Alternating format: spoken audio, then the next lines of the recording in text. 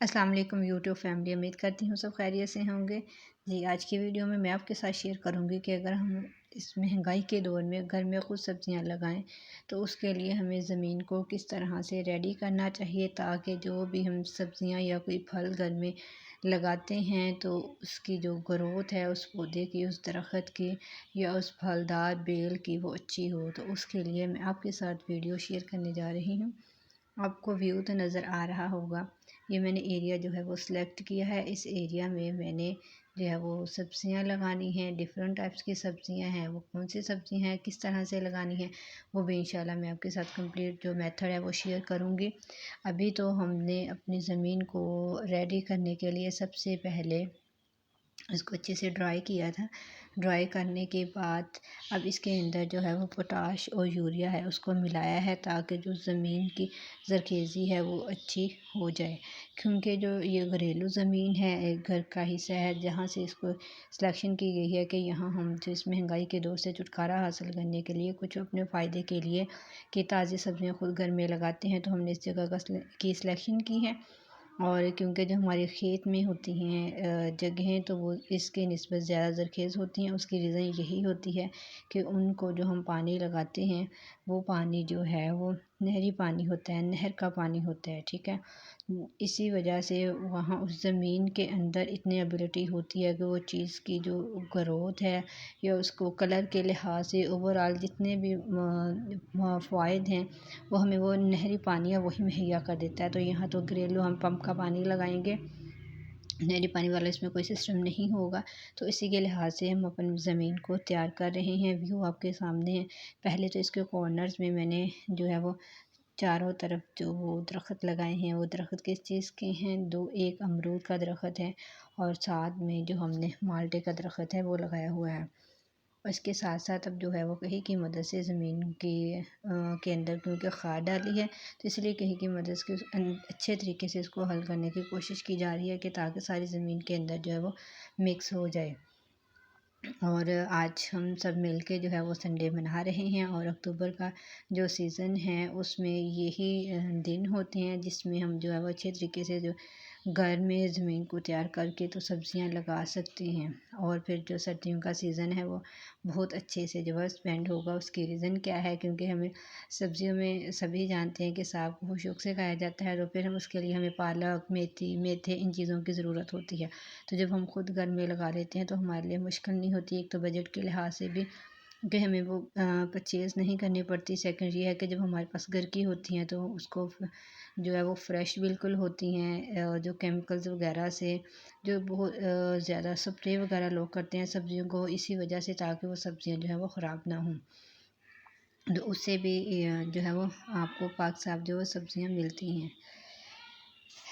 तो देख रहे हैं आप, ज़मीन की तैयारी हो रही है। इसमें तो मैंने पार्टिसिपेट नहीं किया, मैं जस्ट इसका व्यू ही कर रही हूँ। घर वाले बाकी इसको रेडी कर रहे हैं, लेकिन बाकी और सेशन है जिसमें मेरी भी पार्टिसिपेशन होगी। और अच्छा जी, पुराने दौर में जो ज़मीन की तैयारी करने के लिए जरा बैलों की मदद से ज़मीन को तैयार किया जाता था, हल करा इस तरह से। और ये जो है वो एक जो करा की तरह से हमने खुद घर में मतलब अपने माइंड में आइडिया क्रिएट किया है, ठीक है। इससे एक तो ज़मीन का जो लेवल है वो बेस्ट हो जाएगा, जहाँ मिट्टी वगैरह ज़्यादा है वो निकल के दूसरी जगह पे आ जाएगी। और इसके साथ साथ जो है एक ज़मीन की जो गिरफ्त है उसको मज़बूत बनाने के लिए भी ये अमल जो है वो किया जाता है। तो ज़ाहिर सी बात है यहाँ बैलों वाला तो सीन नहीं होगा।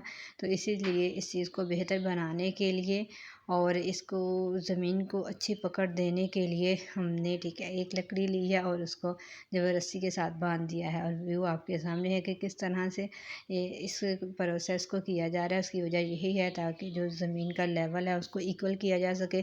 जब तक हमारी ज़मीन अच्छे तरीके से तैयार नहीं होगी तब तक हम कोई भी चीज़ है उसको अच्छे तरीके से नहीं लगा सकते।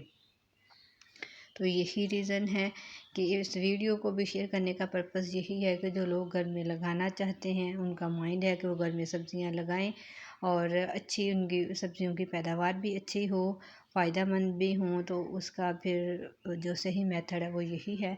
और इसके लिए ज़रूरी नहीं है क्योंकि हम ज़्यादा एरिया पे लगा रहे हैं और जो ज़मीन है वो इस टाइप की है कि इसको ज़रूरत थी, इसलिए हम पहले जो है वो खाद का छिड़काव कर दिया। अगर आपके पास घर में कोई बाल्टी वगैरह या इससे हट के कोई और ऐसा बर्तन है पड़ा हुआ फजूल प्लास्टिक का, तो आप उसमें सुराख करने के बाद मिट्टी डालें और कोई भी चीज़ लगा सकते हैं।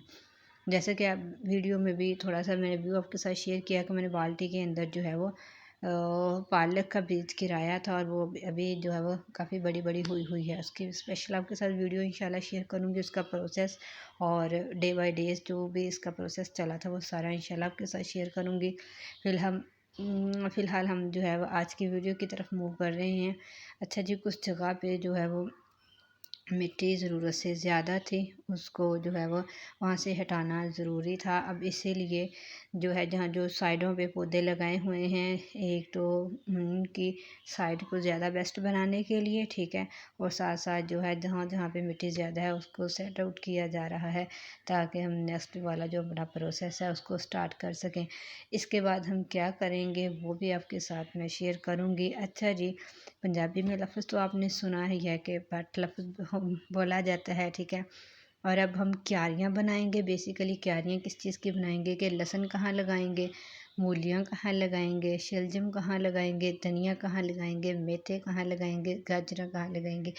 इन सब चीज़ों के लिए अब हमने जो है वो जगह का इंतखाब करना है। सबसे पहले तो एक बड़ी क्यारी की सिलेक्शन कर ली है, उसकी सिलेक्शन के बाद अब ये बट बनाई जा रही है। इसका व्यू दोनों तरफ से आप देख रहे हैं। ये क्यों बनाई जा रही है? क्योंकि जो मूलियाँ हैं, मूलियों को हम इसी तरह बट के अंदर लगा सकते हैं, ठीक है। ये बट के अंदर ही होती हैं और अच्छी तरीके से फिर ये सारी जो है वो ग्रोथ भी कर जाती है। इसकी वजह से इस तरह से हमने जो है मूली के लिए ये वाली जो बट है वो क्रिएट की है। इधर हम सारी जगह पे जो है वो मूलियाँ लगाएंगे।